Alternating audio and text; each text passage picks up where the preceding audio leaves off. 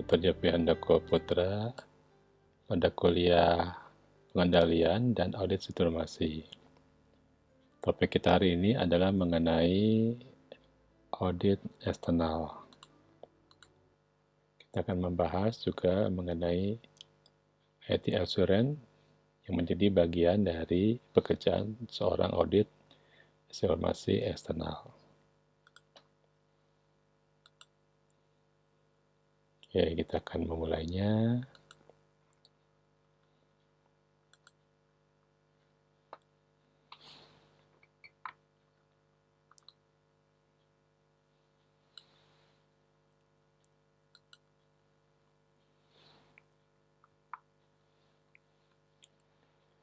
Jadi biasanya yang namanya audit informasi eksternal itu adalah orang-orang yang memang sudah berkompetensi di bidang audit informasi dan mereka biasanya bekerja di bawah badan hukum yang berupa akuntan publik. Jadi biasanya mereka bekerjasama dengan auditor akuntansi atau auditor finansial. Standar yang akan mereka gunakan itu sudah dipersiapkan sebetulnya oleh auditor internal sehingga tidak ada istilah auditor eksternal itu tiba-tiba menggerebek atau datang dengan standar yang belum pernah ada di dalam suatu perusahaan. Mereka pekerjaannya adalah memvalidasi. Biasanya internal auditor itu berfungsi sebagai quality assurance, sedangkan external auditor berfungsi sebagai quality control yang memberikan assessment, juga memberikan second opinion mengenai suatu sistem yang diaudit.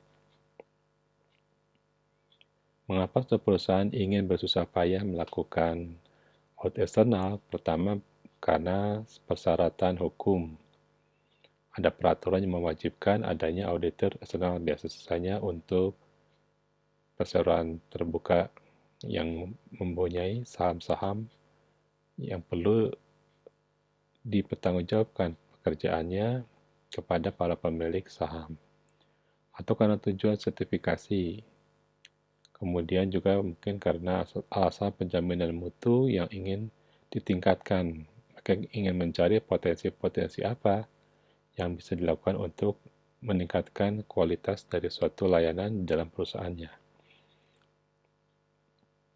Kemudian juga ingin memverifikasi atau melakukan benchmarking mengenai apa yang sudah dilakukan dari tahun ke tahun.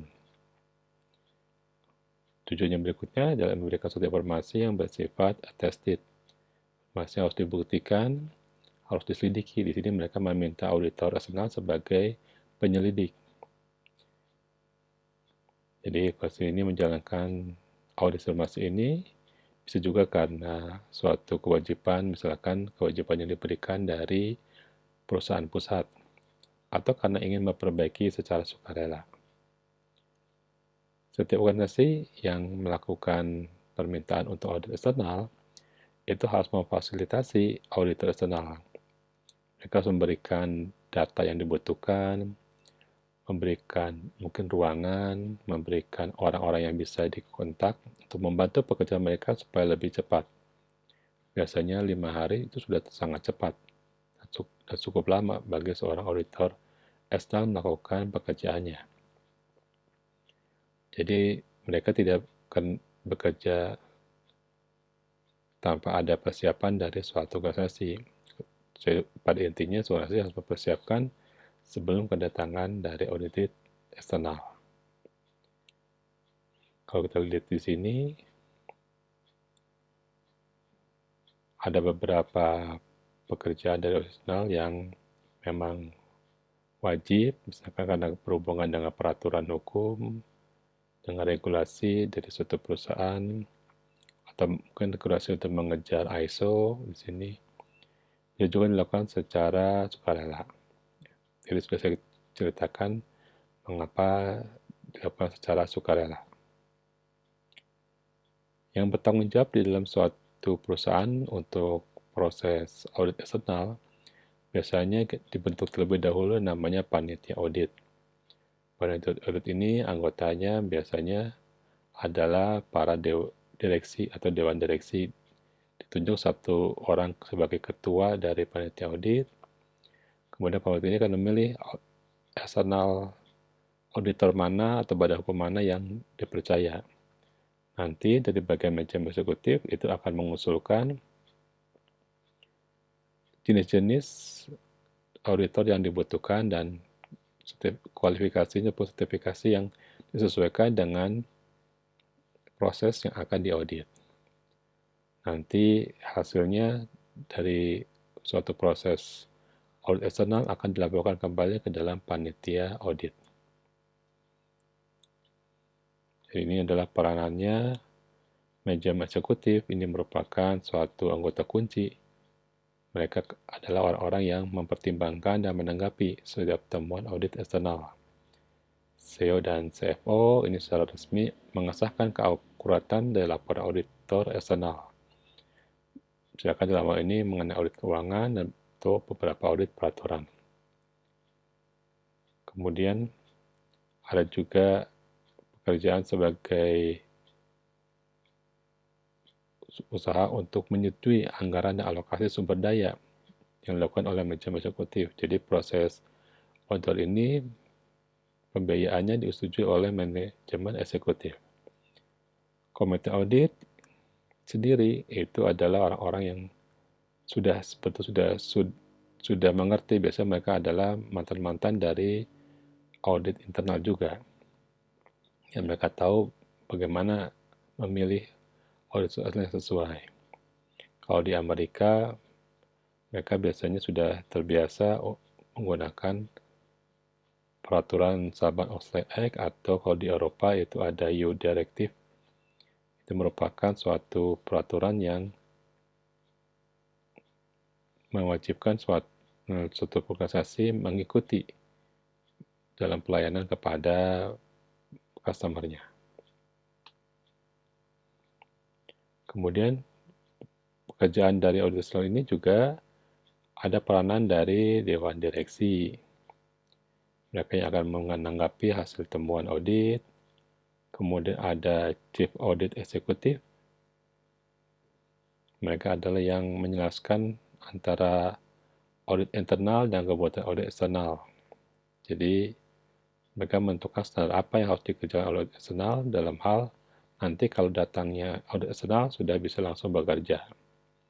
Kemudian ada compliance officer, ini bertanggung jawab untuk pemeliharaan organisasi dalam hal standar, bukti-bukti dari audit yang akan digunakan. Kemudian audit sendiri mereka juga akan datang pada hari yang ditentukan atau yang diminta. Kepercayaan merupakan suatu trust antara audit internal dengan audit eksternal, antara perusahaan yang meminta sebagai klien dengan akuntan publik sebagai penyedia dari proses audit. Kemudian juga ada staf organisasi yang lainnya yang nanti akan membantu pada proses menemani internal audit pada saat melakukan wawancara atau menyiapkan beberapa bukti dokumen yang diperlukan. Kemudian kalau kita tanya apa sih peranan dari external audit dan peranan dari internal audit, apakah tidak akan tumbang tindih di sini? Kita lihat bahwa yang namanya audit eksternal itu adalah memvalidasi beberapa hasil audit dari audited internal. Jadi mereka orang-orang yang sangat jeli, menyoroti jika ada ketidaksesuaian, tetapi juga mereka akan menunjukkan potensi yang dapat digali untuk meningkatkan perbaikan dari proses audit internal. Hasil laporan dari audit eksternal ini bisa menjadi masukan dalam laporan audit internal dan juga bisa menjadi dasar bagi organisasi untuk proses perbaikan supaya kualitas dari pelayanan menjadi lebih baik. Jadi tidak bisa seorang audit eksternal datang kepada perusahaan, tapi perusahaan tersebut tidak memiliki audit internal, tidak bisa. Karena siapa yang memberikan standar itu harus merupakan ketetapan antara audit internal dengan audit eksternal. Di sini saya tampilkan beberapa badan hukum akuntan publik yang juga melakukan proses audit sistem informasi.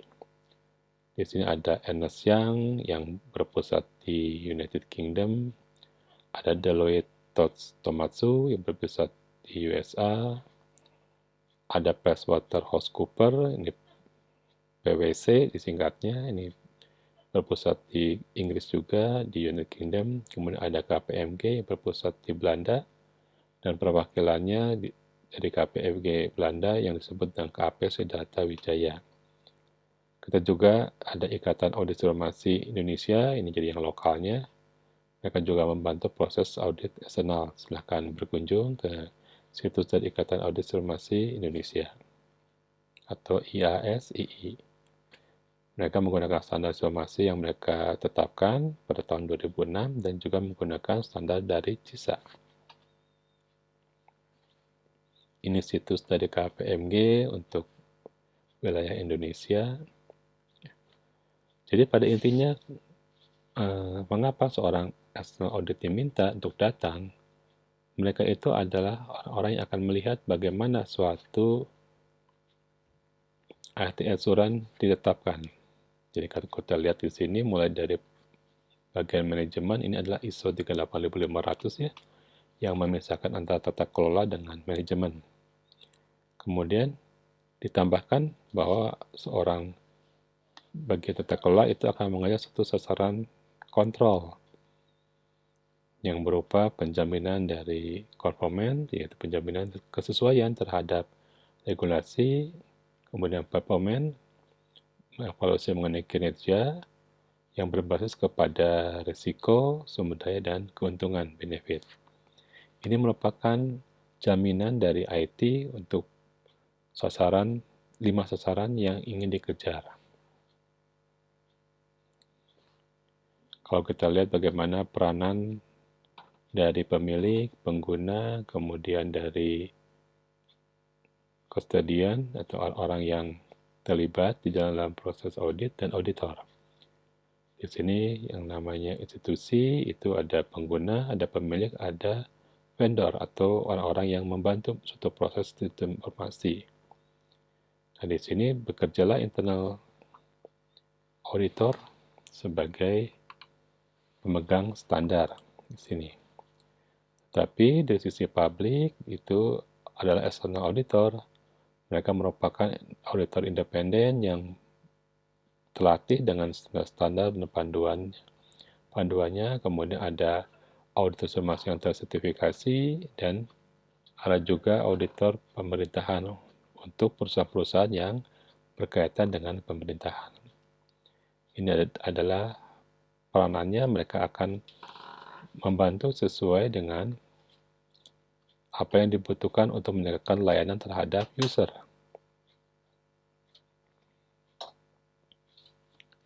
Standar yang digunakan oleh auditor dengan standar yang ada di dalam perusahaan, dalam hal ini adalah auditi yang memberikan bahan-bahan untuk dijadikan sebagai bukti audit, itu harus dicocokkan.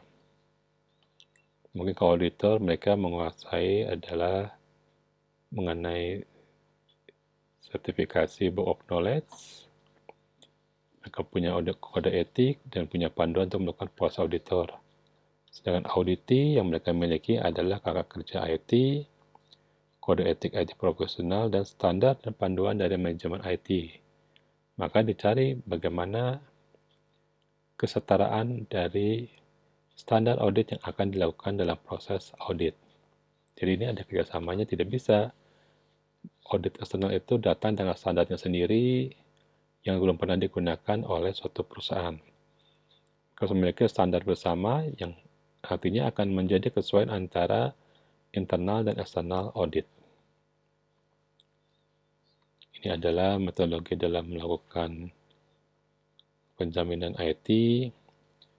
Jadi dalam perencanaan kita harus merancang suatu semesta dari penjaminan IT, kemudian kerangka kontrolnya apa saja, kemudian risiko apa saja yang akan dibahas, dan bagaimana level dari penilaian. Kemudian ada tahapan dari batasan apa saja yang akan dilakukan di sini, skopnya apa saja, tujuan dari auditnya apa saja, ini kita tentukan, bisnis goal yang akan dicapai, yang akan diuji, yang akan diperiksa, IT goal-nya apa saja yang terkait dengan proses bisnis goal ini, kemudian apa proses kunci dari IT dan sumber daya dari IT yang akan dijadikan sumber daya untuk diaudit.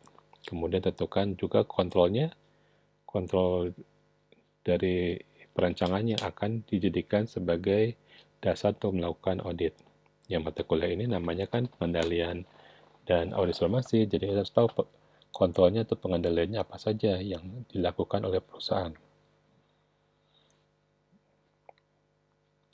Kemudian pada saat eksekusi kita lakukan langkah tahapan-tahapan tertentu yang termasuk tahapan yang wajar, mulai dari pemahaman mengenai apa saja yang akan dilakukan, kemudian cakupan dari IT assurance, sasarannya apa, mulai pengujian keefektivitasan, pengujian tambahan yang diperlukan, dan hasilnya kita dokumentasikan berupa kesimpulan dan rekomendasi. Jadi di sini IT menjamin atau IT assurance ini menjamin bahwa pekerjaan yang dilakukan dalam perusahaan itu sesuai dengan prosedurnya, kemudian memiliki kinerja yang baik, dan memiliki kepatuhan terhadap regulasi yang diperlukan. Jadi biasanya yang sering diaudit oleh external auditor adalah mengenai risk assessment, risk security policy, ensuring business, penjaminan bisnis tetap berlangsung, dan business continuity and disaster recovery planning, BCNDRP. Ini yang gambar kuning itu biasanya merupakan pekerjaan yang dilakukan oleh seorang auditor eksternal. Yang bagian hijau ini merupakan bagian manajemen, sedangkan yang bagian berwarna biru ini merupakan komponen-komponen yang berpengaruh dalam suatu proses bisnis. Contoh di sini risk assessment, kita bisa menentukan bagaimana domain resikonya, kemudian kita bisa melihat apa saja yang dijadikan aset, apakah berupa manusia, di sini berupa properti perusahaan, apakah supply chain yang ingin dilakukan sebagai aset, karena jangan sampai ada rantai yang terputus atau yang terlalu panjang, peralatan, IT-nya sendiri, ya banyak sekali, dan juga reputasi yang dijadikan sebagai aset. Setelah kita tahu asetnya, kita tentukan resikonya dan impact-nya. Impact-nya apa saja yang bisa menyebabkan suatu perusahaan merugi. Jadi di sini bagian pertama adalah mengidentifikasi suatu proses-proses yang berbahaya yang bisa merugikan perusahaan, kemudian penilaian kerentanan, seberapa rentan perusahaan, dan kita bisa melihat impact-nya. Contoh dari assessment yang sering dilakukan oleh seorang auditor eksternal. Kemudian ada kebijakan keamanan yang akan dilihat apakah sudah sesuai prosedurnya, apakah sudah dapat diterima mengenai kebijakan keamanan tersebut, dan bagaimana otorisasi dari kebijakan, siapa saja yang berwenang di dalam proses login, misalkan dalam proses hal-hal yang berhubungan dengan keamanan sistem informasi. Kontrol TI yang biasa digunakan untuk menjamin suatu perusahaan tetap berlangsung, misalkan kontrol downtime. Ini melihat bagaimana periode waktu sistem tersebut mati. Kemudian ada fault tolerant computer system, ini adalah kontrol dari komputer yang digunakan pada saat sistem mati, apakah menggunakan backup, apakah menggunakan redundance atau menggunakan software redundance. Kemudian yang ketiga adalah komputasi menggunakan sistem yang tingkat availabilitasnya sangat tinggi. Yang keempat ada kontrol TI menggunakan load balancing, mendistribusikan pekerjaan yang berat menjadi beban-beban terpisah pada suatu klien. Yang kelima adalah mirroring, proses untuk membackup untuk suatu waktu tertentu, jangan sampai ada data yang hilang. Kemudian ada masalah recovery oriented computing. Di sini merancang sistem komputasi supaya bisa pulih jika terjadi suatu bencana. Bencananya berupa apa saja, bisa berupa banjir, bisa berupa teroris, bisa virus. Ada suatu perencanaan yang khusus digunakan jika terjadi sistem menjadi gagal. Jangan sampai customer menjadi rugi. Ini contoh dari hal-hal yang berupa pengendalian TI yang akan dilihat oleh external auditor. Beberapa perundangan di Indonesia sudah banyak yang berubah. Dulu kita menggunakan Undang-Undang Nomor 19 Tahun 2016 yang berubah dari tahun 2008 tentang informasi dan transaksi elektronika. Kemudian ada juga Undang-Undang tahun 2012 tentang penyelenggaraan sistem dan transaksi elektronik yang dicabut dan diganti dengan Perundangan tahun 2019 nomor 71 mengenai penyelenggaraan sistem dan transaksi elektronik. Jadi yang sekarang digunakan adalah peraturan tahun 2016 dan tahun 2019. Peraturan ini isinya paling utama adalah mengenai kasus-kasus dari marketplace. Misalkan, jangan sampai data-data yang sudah selesai dalam proses pembelian itu tidak dihapus, karena itu sudah tidak dipergunakan lagi dan bisa berbahaya kalau tidak dihapus. Kemudian pemerintah berperan penting untuk mengawasi sistem dan transaksi elektronik.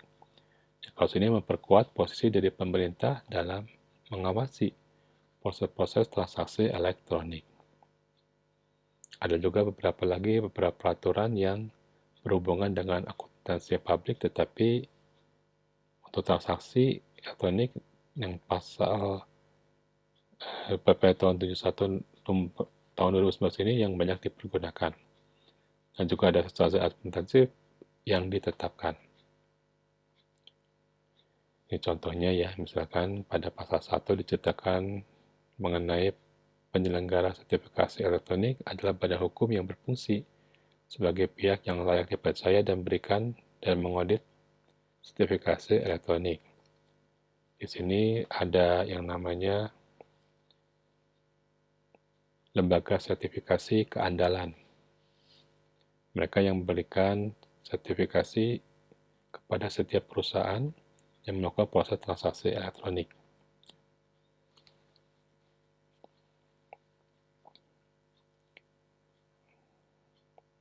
Dalam perencanaan dan persiapan external audit, auditor eksternal itu harus ada komunikasi ya, melihat kebutuhan apa yang harus diaudit, apa persyaratannya, berapa waktu kita melakukan audit, kemudian siapa saja orang yang ditunjuk untuk membantu proses auditor eksternal ini, bagaimana cara metode menemukan bukti, kemudian bagaimana melakukan presentasi dan mempersilahkan bantahan dari auditi atau disebut dengan appeal. Jadi mereka memberikan suatu presentasi untuk dibantah supaya kondisi dari temuan menjadi lebih realistis. Ini adalah cakupan dari external auditor ya. Mereka bisa menggunakan beberapa kontrol internal, misalkan kalau bergabung dengan kontrol akuntansi, kontrol keamanan, dan kontrol pelaporan. Kemudian dari sisi proses, ini ada manajemen project, ada life cycle atau siklus hidup dari infrastruktur, dari sistem, dari hardware, ada manajemen kualitas.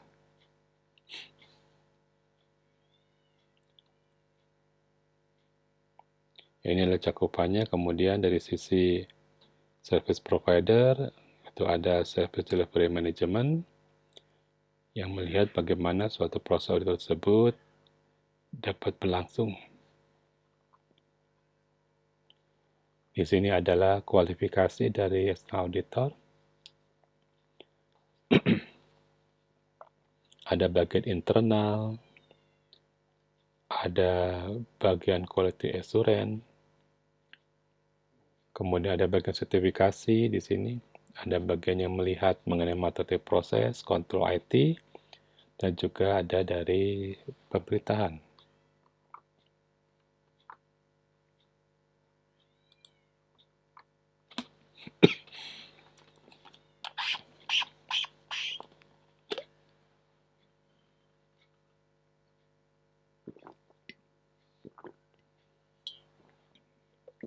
Oke, kita lanjutkan di sini ya. Di sini kualifikasinya misalkan kita pilih yang mana ya untuk proses maturitas, maka auditornya tersertifikasi, misalkan mereka mengerti mengenai CMMI dan SCMP ya, untuk melakukan proses sertifikasi dan perbaikan. Ada juga untuk IT Control, itu mereka menguasai sertifikasi CISA atau GSNA. Untuk pemerintahan, itu ada sertifikasi namanya CGAP, Certified Government Auditor Profesional, yang disesuaikan dengan kebutuhan dari auditor tersebut. Demikian kuliah hari ini. Terima kasih atas perhatiannya.